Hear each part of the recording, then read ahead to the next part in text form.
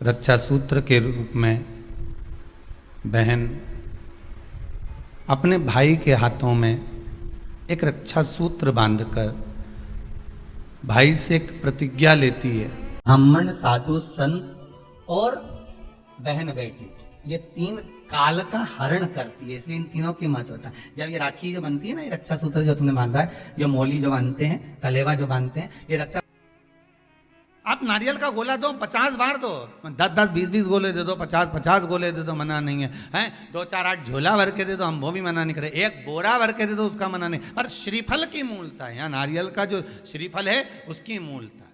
और कितनी सुंदर बात है, नारियल जो बहन भाई को देती है, श्रीफल हाथ भरा हुआ रखती है, भाई को बहन जब श्रीफल देती है तो भाई वही श्रीफल अपनी बहन को कुछ दक्षिणा अर्थात कुछ रुपया रखकर, कुछ भेंट रखकर, कुछ स्वरूप रखकर, जब बहन इतनी दूर से आई वही श्रीफल भाई फिर बहन को दे देता है, ये ले तू ले जा,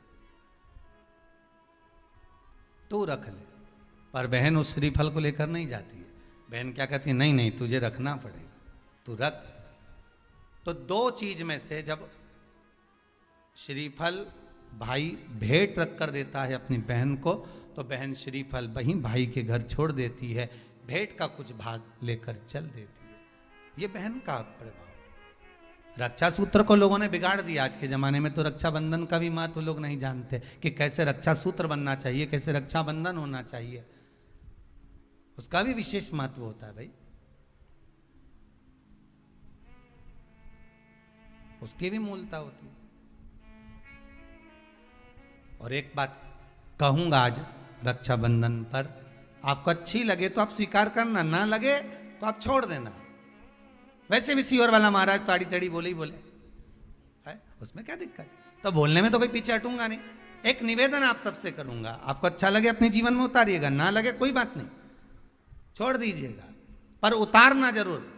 बहन से प्रॉपर्टी के चक्कर में कितना भी झगड़ा चल रहा हो, बहन का भाई से एक मकान के चक्कर में कितना भी झगड़ा चल रहा हो, संपदा के चक्कर में कितना भी झगड़ा चल रहा हो, तो भी निवेदन करूंगा, बहन और भाई तुम खूब लड़ो प्रॉपर्टी और जमीन के लिए, पर रक्षाबंधन के दिन कम से कम एक दूसरे के नहीं भी जाओ तो फोन लगाकर जीजी और बहन भाई से, भाई बहन से एक बार तो बात कर लो, क्योंकि धन अपनी जगह रह जाएगा साहब। वहां धन नहीं जाने वाला, आपका व्यवहार जाने वाला है, आपका प्रेम जाने वाला। माना उसने कुछ भी करा हो, अदालत में केस लगा दिया हो, 25 केस चल रहे हो अदालत में, 50 बार तुम्हें पेशी पर जाना पड़ रहा हो, 50 बार झगड़े हो गए, 50 बार तलवार लेकर खड़े हो गए, डंडे लेकर खड़े हो गए, एक दूसरे को मारने को तैयार हो गए, पर निवेदन है, एक माता के गर्भ से तुम जन्मे हो, कम से कम उस माता के दूध का फर्ज अदा करो। और एक बार कितना भी झगड़ा हुआ हो, इस आस्था चैनल के माध्यम से आज रक्षाबंधन के दिन भले राखी बंधवाओ मत बंधवाओ, पर एक फोन लगाकर तो पूछ लो, जीजी कैसी है, कब आएगी बता। या बहन भाई को कह दे रे कैसा है, भूल गया क्या मुझे, भाई भी कह दे। लड़ाई की बात मत करना, आज के दिन बस प्रेम की बात करना कि कम से कम बहन का फोन तो आया। मेरा मन कहता है, मेरा दिल कहता है कि शायद दिवाली पर जितनी आतिशबाजी नहीं हुई होगी, उतनी आतिशबाजी आपके दिल में होगी कि जिससे केस चल रहा है वो फोन लगाकर पूछ रहा है कि भाई ने पूछा बहन से, बहन ने पूछा भाई से कैसे हो, भाभी से बात कर लो, थोड़ा बच्चों से बात कर लो। माना अदालत में देखा जाएगा, लड़ाई झगड़े सब होंगे, सब कुछ होगा, कौरव और पांडवों की कथा तो देखो रे कितनी सुंदर है।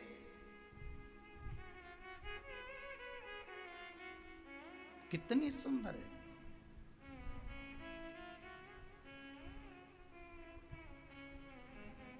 पांडवों की बहन सुभद्रा राखी बांधने कौरवों को जाती है, कौरवों की बहन राखी बांधने के लिए पांडवों को जाती है। जरा विचार करिए,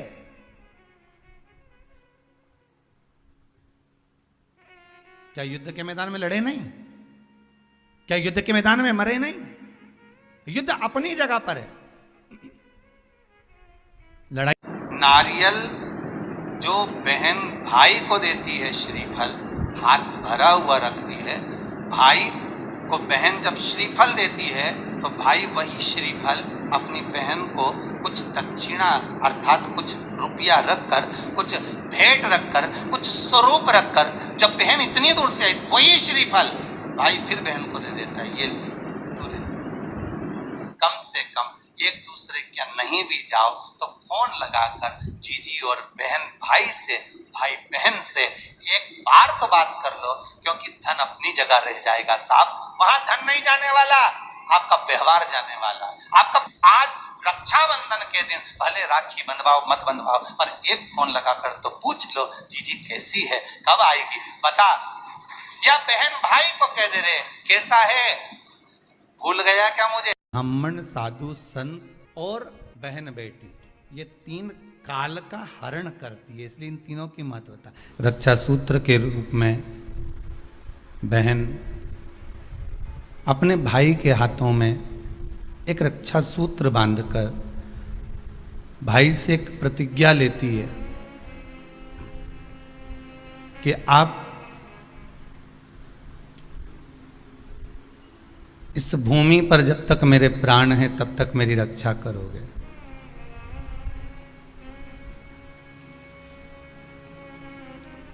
कोई बहन अपने भाई के ऊपर कोई बीमारी नहीं देख सकती, कोई रोग नहीं देख सकती, और ना भाई बहन को रोगग्रस्त देखना चाहेगा। रक्षाबंधन के पहले अपनी अपनी ननंद के पास जरूर लगाओ और फोन लगाकर बोलो जीजी कब आएगी तू, सुन साड़ी माड़ी लेकर मत आना, या अलमारी भरी पड़ी है मेरी साड़ियां पहन लेना। क्यों, किस लिए, कारण क्या है, क्यों? माता लक्ष्मी जी ने जाकर राजा बलि की धर्म पत्नी के वस्त्र को क्यों लिया था? लक्ष्मी जी के भाई हैं राजा बलि, क्यों लिया? ऐसा वस्त्र में क्या था? क्यों कहा जाता है जीजी मेरी साड़ी पहन लो? क्यों भाभी कहती है ननद से लो मेरी साड़ी पहन लो, लो मेरी साड़ी पहन लो, क्यों कहती है? तीन काल को हरने वाले होते हैं। पहले नंबर पर संत, ब्राह्मण, साधुजन, गुरुजन जब तुम्हारे दरवाजे पर आते हैं तुम्हारा काल हर लेते हैं।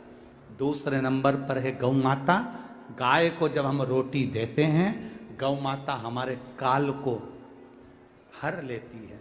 तीसरे नंबर पर है बहन बेटी, जब हमारे यहाँ आती है और हम कह देते हैं जीजी ये मेरी साड़ी है पहन लो, घर से साड़ी लेकर मत आना, जब हम उसको साड़ी पहनने को दे देते हैं तो एक ननन बहन बेटी ऐसी होती है जो अपने भाई के घर के काल को भी हर लेती है, वो बहन बेटी होती है।